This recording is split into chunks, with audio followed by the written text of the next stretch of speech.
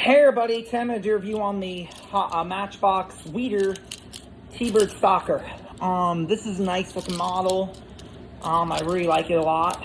It looks good. It has an 11 on the top here, and it says Weider on the sides. I don't know what Weider is. I mean, Weider could be a person's name. Weider could be anything. It's in good shape. It does have some chipping, some wear on the back. And there's a Thunderbird, a logo here. And let me take a closer look at this, actually. This is pretty cool. For Thunderbird, it's from Matchbox. I really like it.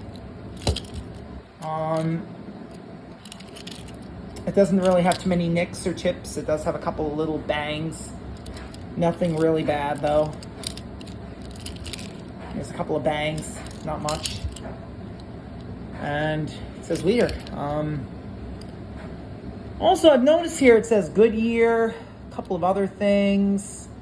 It's a Kyle Weider. So it's named after Kyle Weider. I guess he was a race team guy of some sort. I'll have to look that up. And that's it, guys, for the T-Bird Stalker for Thunderbird. Thank you.